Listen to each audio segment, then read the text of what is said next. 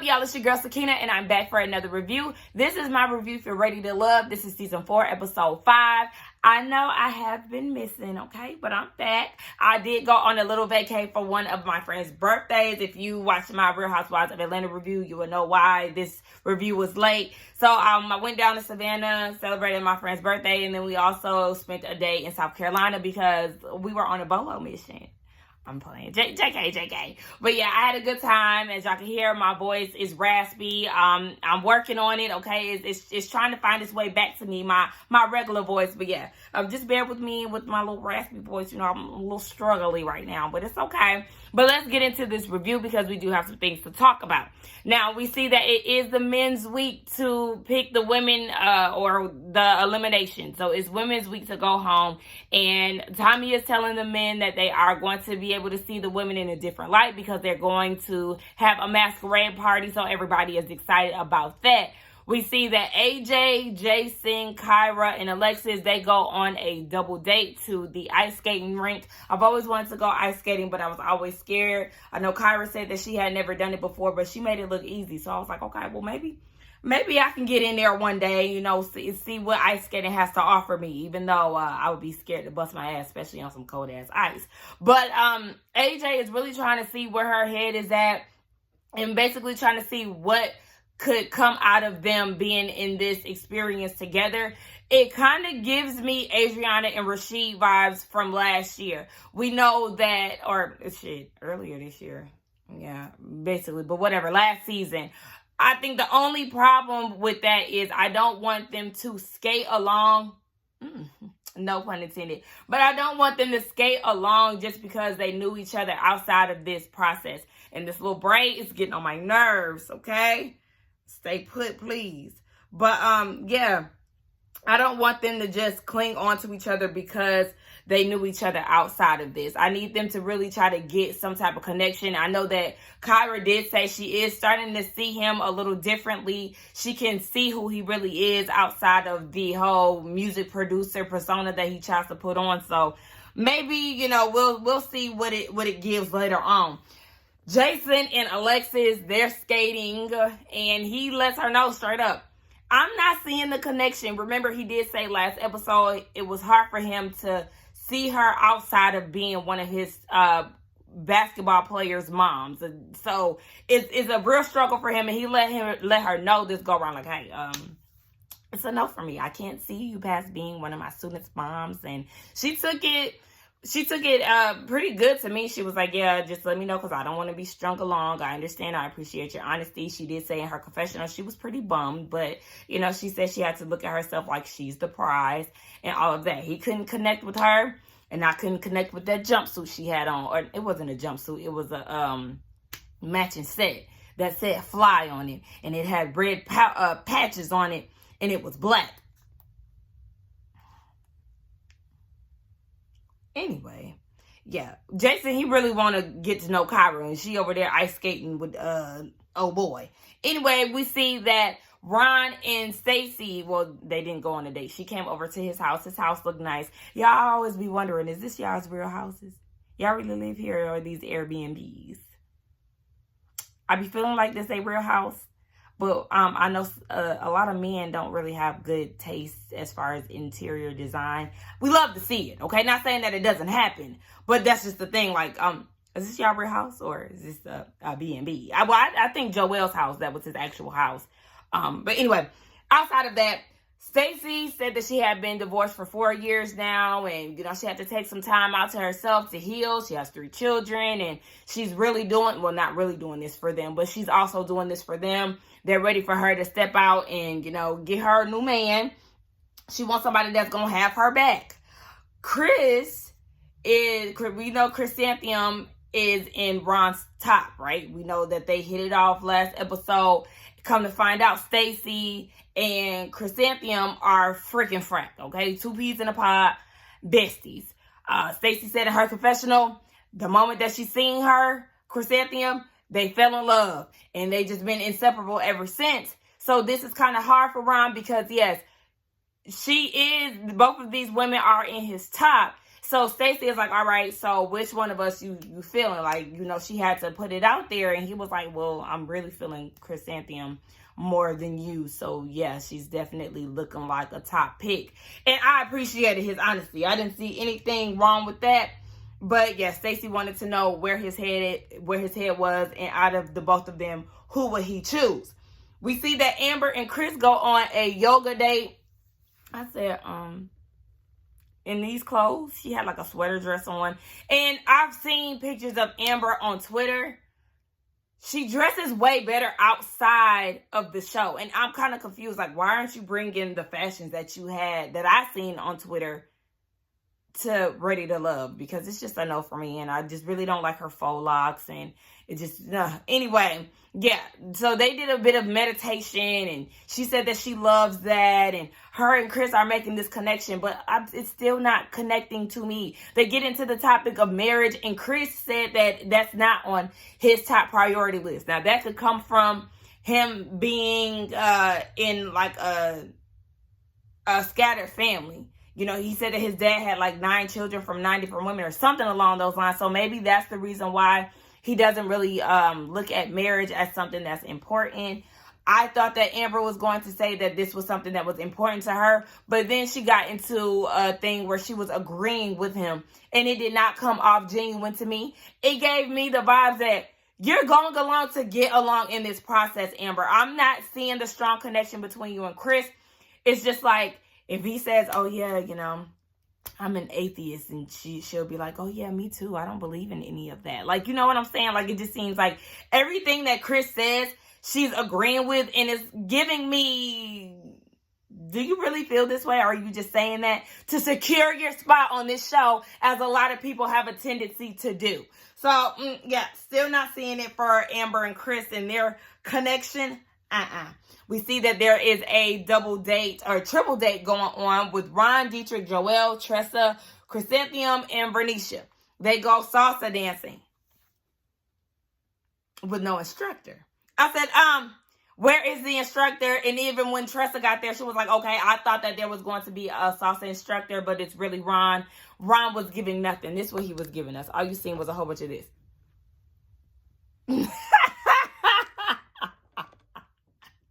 He wasn't doing shit but this. I said, you are not a salsa expert. And then he was like trying to do the little twists and turns and all of that. I said, no, sir. It's a no for me. Okay. Ron, get an instructor on. Y'all couldn't afford one. I didn't understand why there wasn't one in place. But Bernicia, everybody was learning dances and all of that. And Bernicia and Joelle went into a separate room, and so did Tressa and Dietrich. We see that Joelle and Bernicia are, you know, flirting or whatever. It was no music around, so it was giving me cringy vibes. I don't know. Am I the only one who suffered from secondhand embarrassment with the whole Joelle Bernicia thing? I don't know why I was just looking down the whole time like, this is awkward for me. I don't know why. But we know that they are having some type of connection going on, right? But it's not giving me as strong as it's being portrayed to be. I don't know if it's just because Bernicia is a little more laid back. Like, you know, she is still one of my favorite females on the show. But the connection is just not hitting me hard like I want it to. I don't know. Am I the only one who's feeling like that? Because it's just like, I'm going to need y'all to come a little harder. Because right now it just seems like y'all just doing this. We know that Joelle has, you know, an outgoing personality. But Bernicia, I don't know, sis. Like, you just going to have to give me a little bit more. Chris, no. Yeah, Chrysanthemum said to Ron that, you know, I heard that you have number one, and that number one ain't me. Come to find out, in the previews, I thought that, well, no. Based on the preview and based on his date with Stacey earlier in the episode, I thought she was talking about Stacey, but it was actually, Alexis. Down at Tommy's Tavern last episode, she was saying that her and Ryan have a connection, that they talk on a daily basis, and that he is definitely up there, and that Ron told her that he is her number one. So that's why she's looking at him like, okay, well, you told me last week that I was on your top. Now all of a sudden I'm hearing this from Alexis, like, what's good? So Ron is saying, yeah, I do have a connection with Alexis, and shit, we can have the same connection if you open up a little bit more. And Chrysanthemum is getting in her feelings, was like, well, I ain't trying to be number 2. I need to be number 1, basically. And he was like, I'm looking for a partner. Can you be that? I said, I know that's right, Ron. I don't know why. I had a feeling that I was not going to like him. But in this episode, it gave me a different outlook on Ron. It gave me I'll elaborate on that in a minute.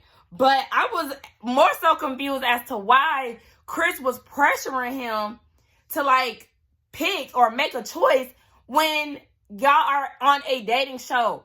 You said in your confessional yourself, Chrysanthemum, that he was not originally your top pick, but you felt the connection on y'all's first date, and that's the reason why he moved up. So, I mean, you had other options, and it's okay, because at the end of the day, one thing that you don't want to do is put all your eggs in one basket and it not work out. So, I don't understand the pressure and you just doing the most. Like, y'all have to get to know each other more. Y'all only went on one date. I don't know how consistent y'all talk outside of the one date that y'all had, but based on what Ron is saying, it's not consistent. So, I mean, girl, give it a rest. We see that Dietrich and Tressa finally going on their spice date. Okay.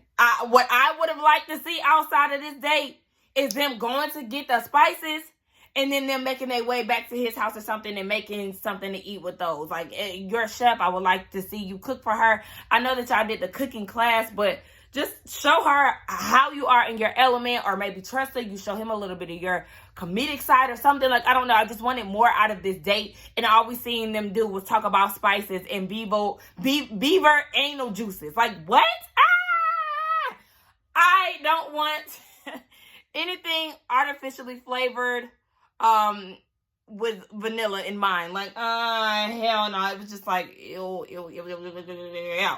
Dietrich is not seeing the vibe. He said that he's still feeling the homie vibes, and Tressa felt the same way. Like, he don't want me.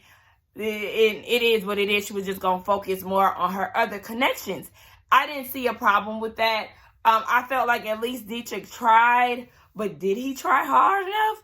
I don't know, because like I said, I don't know how often they spoke outside of the date that they had or outside of the other group dates that they had. So I don't know. I mean, he tried, but she seemed like a good sport about it. She was like, that's fine, I'll just carry on somewhere else. We get down to this masquerade ball. I think all of the men looked really nice. I really liked AJ's mask. It was real cute. As far as the women, I liked Alexis's dress from the waist up, but the train and shit, it was just giving me cheap. It was giving me no.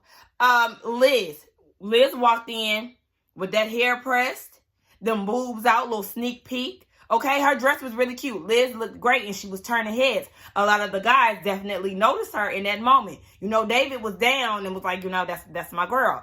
I am aware of what's going on with David and his ex-wife and how she was saying that he's allegedly abusive. I would never take away from somebody's experience. If she said that was her experience with him, then that is what it is. So, David, we got our eye on you, sir, okay? Now, everybody has the chance to grow and to change, but I do agree with a lot of you. David does need some work, especially because, he was getting emotional about leaving, somebody not walking out on him and all of that. So, yes, sir, you need to work on yourself, especially if you got physical with your ex-wife. If you were physically abusive, mentally abusive, whatever the case may be, you got some shit with you, and you definitely need to go sit on somebody's couch because, yes, there is room for growth and opportunity and all of that, but we don't do that physical shit. No, sir. No, sir. So, definitely watching out for David and watching some of his ways. Yes, Stacey and Ron. Now, Stacey goes and takes it upon herself to talk to Ron and asking if Chrysanthemum is moving her way up to the top and basically trying to coach him.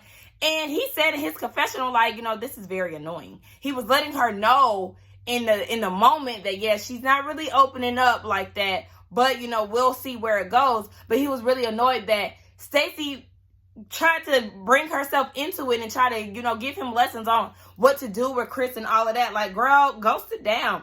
Tommy's wife is there, Miss Jacqueline Miles. She looks very nice. I loved her mask. I liked her ponytail. She was real cute. She had a little jumpsuit on. And Alexis took this time to talk to her, to try to get some type of advice from her, because we know she has been in a relationship or a marriage with Tommy for some time.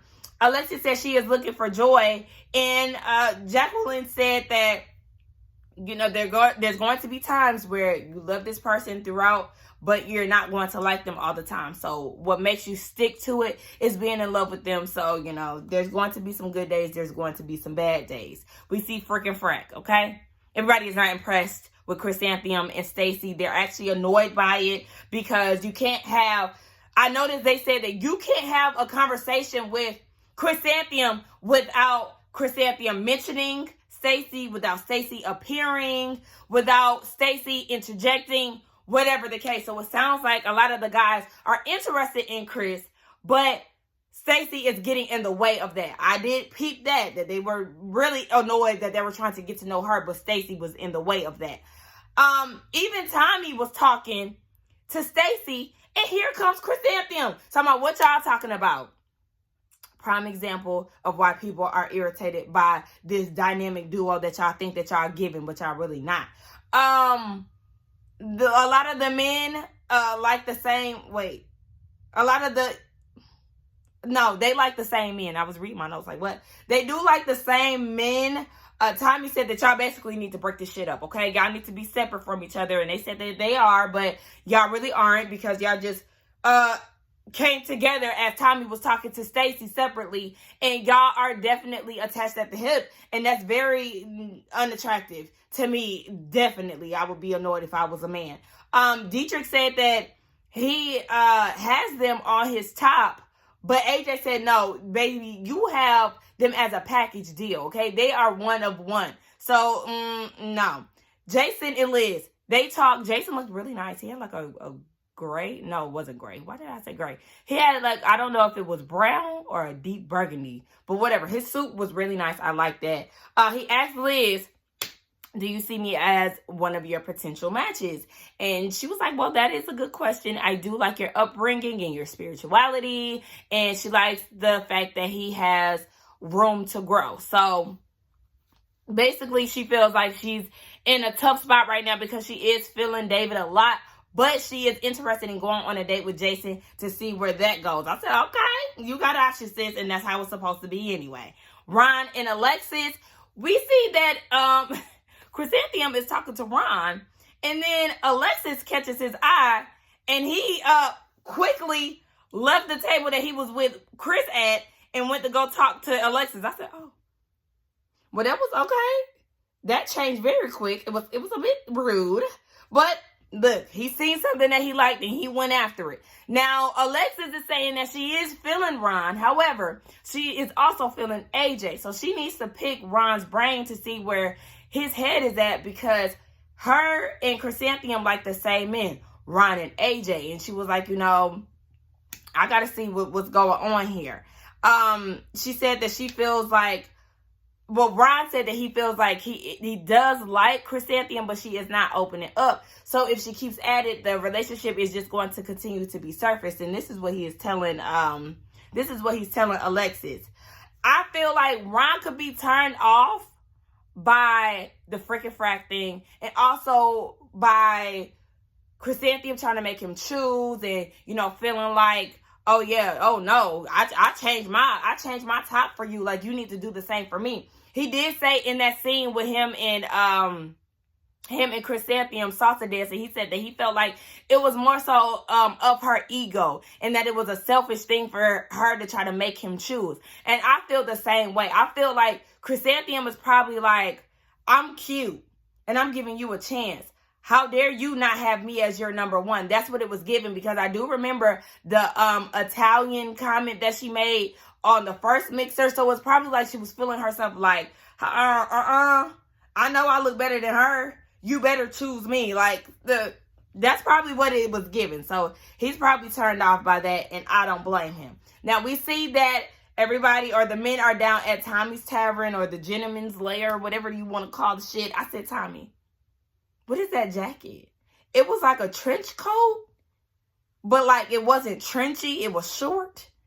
And then he had it tied. I said, what is that? You were trying to get fashions, and it was a no. He talked about who they were interested in. AJ is interested in Kyra. Chris is interested in Amber. David is interested in Liz, Joelle, Vernisha, and Ron is interested in Alexis. He said that he likes their daily interaction is very familiar or very similar to somebody who is actually in a relationship. So he likes that. And one thing I will say about Ron, this is what I was trying to say earlier. I like the fact that, yeah, he is in it not solely based on looks. We all know Chrysanthemum is attractive, right? She's light-skinned. She has the long hair. She has the pretty beauty marks on her face. She's a pretty girl. But I like the fact that he's not going just for the pretty girl thing. He likes Alexis. I don't know. Alexis can't dress to me, so that wouldn't catch my eye. But obviously, there's something in her that catches his eye. Chrysanthemum doesn't really give me much of a personality, whereas we do get to see a bit of Alexis' personality. So I like the fact that he's not just going for the pretty girl, and he's going for somebody who has the total package. So shout out to Ron for that, and that's why I'm looking at him a little different. They talk about who they're not interested in. AJ is not interested in Frick or Frack, okay? It's too much for him. He said he feels like he has to choose. Ron is not interested in Stacy. He just felt like, I'm not your child, baby. You trying to son me, and that's a turnoff for him. And he chose Chris over, the both of them, because we know that he did have a connection with both of the women. David is not interested in Stacy, and he's not interested in Tressa, in what she said before. Joelle said that Stacy was a bit of an aggressive person. I ain't like that. I said, There was nothing about Stacy that was aggressive. I don't like when men say that you used the wrong word. If you was not feeling her, okay. But I didn't like the fact that you tossed in the word aggressive, because that's not what she was giving. We see that Tressa and Stacy are in the bottom, right? David talked to Stacy, and he pretty much got down to it. He said, the men are not really seeing a genuine connection with you, and because of that, you are not ready to love. And in this moment, Stacy was taken aback, and so was I, because I was so sure that Tressa was going home, and I was not ready for him to hit us with a plot twist. But she started crying, and she said in her confessional that she felt like she let her kids down. And I was like, you feel like you let your kids down? Are your kids in search of a dad? How old are your children? I don't want my mom to go into a dating experience feeling like she let me down. Baby, I got a daddy, okay? And he in my life. So, and that was just like, okay. Well, I mean, I don't know how close her kids are with the dad, because I know in her casting special, she said something about, like her oldest son is very protective. So maybe the dad isn't around, but I don't know. It just gave me a little like, okay, Alicia from last year, are you trying to find a stepdad? Like, okay. But David said as she was sitting there crying, he actually got to see a genuine side of her. But, like he said, it was too little too late, baby. You're going to have to pack your bags, pack your to-go bags from this restaurant and go on ahead. We see that Joelle is talking with Tressa, and Tressa seemed to think that they were on a date. I said, oh, baby, this is awkward. I got real uncomfortable. I said, does production not let you know that you're in the bottom? Because, yeah, sissy, I was not going there to talk it over dinner. No, he was letting you know that you was going home. I said, oh, baby, this is real awkward. I was real uncomfortable. But, yeah, another plot twist or another curveball. They were sending 2 women home. They made the decision to send both Stacy and Tressa home. I said, we seen it coming though. We seen it coming with Tressa. We seen it. Stacy, I didn't see it coming, but honestly, I shouldn't be that shocked, because the only person I seen her trying to make a connection with was AJ. But obviously, AJ wasn't feeling her that bad because he didn't try to save her. So here's what it is.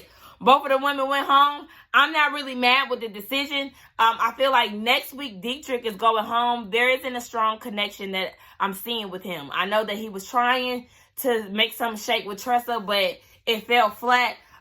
So yeah, I think Paw is up next. I'm feeling like Chris is going to go home at some point, because yeah, I'm not seeing a lot of strong connections. But I'm definitely not seeing somebody that Chris is going to make it to the end with. And if he does make it to the end, it'll be simply out of sympathy. So, yeah, I'm not really seeing anybody for Chris. So it may be him and Dietrich. Is there any other guys that may be going next? I feel like all the other guys have pretty much made their presence known. So yeah, those are going to be my predictions for next week. But anyway, yes, that was my review. I did enjoy the episode. I can't give y'all that much excitement and all of that because my voice, okay, it's sounding real raspy. But anyway, y'all let me know what y'all thought about this episode along with the review. Don't forget to like, comment, and subscribe to my channel. And I will see y'all in the next one. Bye.